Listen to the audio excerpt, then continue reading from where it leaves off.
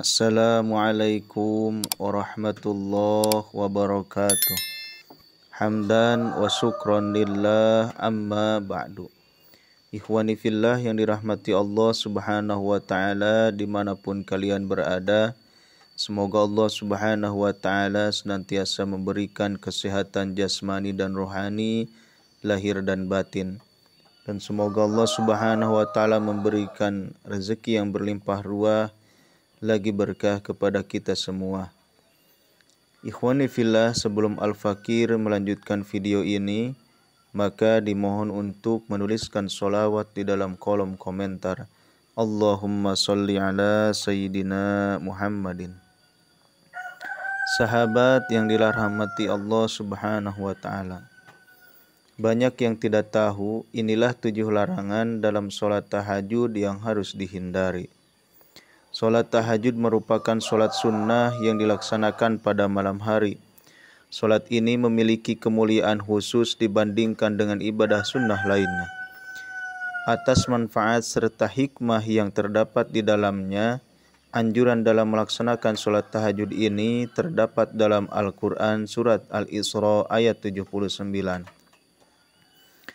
Wa minal laili fatahajjad bihi nafilatan lak asa ayyab'athaka rabbuka maqaman mahmuda, yang artinya, dan pada sebagian malam lakukanlah sholat tahajud sebagai suatu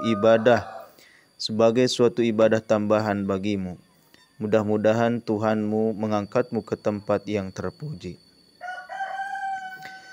Tujuan seseorang melaksanakan ibadah sunnah pada waktu malam ini tidak lain adalah untuk mendekatkan diri kepada Allah subhanahu wa ta'ala. Bahkan Rasulullah SAW juga rutin melaksanakan sholat tahajud selama hidupnya. Namun dalam pelaksanaannya seringkali kita keliru dalam memaknai sholat tahajud, sehingga dapat berdampak terhadap niat serta tujuan melaksanakan sholat ini. Yang pertama, mengkhususkan sholat tahajud pada malam Jumat. Di antara ibadah-ibadah sunnah, sholat tahajud dapat dilakukan oleh setiap muslim di setiap malam tanpa mengkhususkan melaksanakannya di salah satu malam, seperti malam Jumat. Dalam ajaran Islam, mengkhususkan suatu ibadah pada suatu malam tanpa adanya dalil yang jelas adalah sesuatu yang dilarang. Hal ini sesuai dengan hadis dari Rasulullah SAW yang artinya, janganlah kalian khususkan malam Jumat dan malam-malam lainnya dengan qiyamul lail atau sholat malam. Hadis riwayat Muslim. Hadis tersebut menunjukkan bahwa larangan dalam mengkhususkan suatu malam untuk melaksanakan sholat tahajud bertujuan agar tidak terjadi bid'ah yang akan menimbulkan praktik-praktik tidak berdasar pada Al-Quran dan hadis.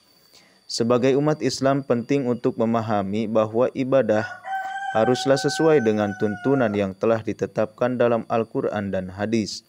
Dengan memahami larangan ini, diharapkan umat Islam dapat menjalankan ibadah tahajud dengan lebih konsisten pada malam-malam lainnya, tanpa mengkhususkan suatu malam tertentu.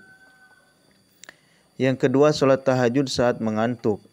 Pada masa hidupnya Rasulullah pernah menegur Zainab dikarenakan terlalu memaksakan diri dalam beribadah, termasuk sholat tahajud. Sewaktu itu Rasulullah SAW mendapati sebuah tali yang dibentangkan antara 2 tiang. Ketika beliau bertanya pada sahabat, tali apakah itu? Para sahabat menjawab, tali itu adalah milik Zainab yang digunakan untuk bersandar ketika kelelahan saat melaksanakan sholat berlama-lama. Melihat kejadian tersebut, Rasulullah bersabda, lepaskanlah tali itu. Kalian harus sholat ketika dalam keadaan segar. Jika kelelahan maka tidurlah. Hadis riwayat Bukhari dan Muslim. Dalam melaksanakan ibadah, Rasulullah tidak pernah memberikan paksaan pada umatnya. Bahkan Rasulullah menasihati untuk menjaga kesehatan fisik dan mental saat melaksanakan ibadah. Yang ketiga, sholat tahajud secara berlebihan.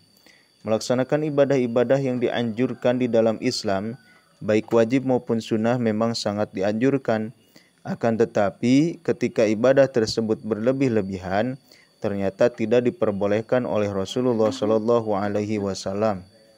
Dalam hadis yang diriwayatkan oleh Bukhari dan Muslim, Rasulullah Shallallahu Alaihi Wasallam berkata, "Demi Allah, aku yang paling takut kepada Allah dan paling bertakwa kepadanya di antara kalian. Tapi aku kadang berpuasa dan kadang tidak. Aku mengerjakan sholat malam dan juga tidur. Dan aku juga menikahi perempuan. Siapa yang membenci sunnahku, maka ia tidak termasuk golonganku." Yang keempat, sholat tahajud tidak konsisten. Menjalankan ibadah dengan tidak konsisten seperti mengerjakannya pada beberapa waktu dan meninggalkannya secara tidak teratur dapat mengurangi keberkahan dan manfaat spiritual yang diperoleh dari ibadah tersebut. Rasulullah memberikan perumpamaan tentang seorang yang awalnya rajin dalam menjalankan sholat tahajud, namun kemudian meninggalkannya. Terdapat dalam hadis yang berpesan pada Abdullah bin Amr bin As, artinya, "Wahai Abdullah, jangan kamu seperti si fulan ini.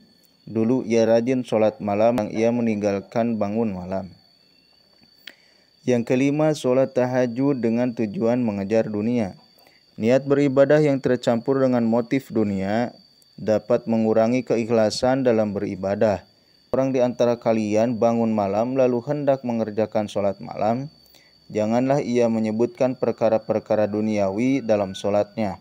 Dan janganlah ia berdoa kecuali untuk meminta kebaikan saja atau memohon perlindungan dari kejahatan. Hadis riwayat Abu Daud.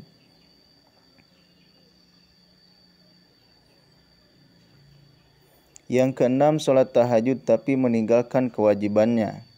Islam mengajarkan keseimbangan dalam menjalankan dan tanggung jawab dalam keluarga serta kewajiban bekerja. Jika seseorang terlalu sibuk dengan ibadah malam sehingga mengabaikan tanggung jawab kepada keluarga, maka hal ini tidak dibenarkan. Dalam bertanggung jawab terhadap keluarga, Rasulullah SAW pernah bersabda, "Sebaik-baik kalian adalah yang paling baik kepada keluarganya, dan aku adalah yang paling baik kepada keluargaku." Hadis riwayat Tirmidzi. Yang ketujuh, sholat tahajud dengan tujuan menyebarkan kesombongan dan riya.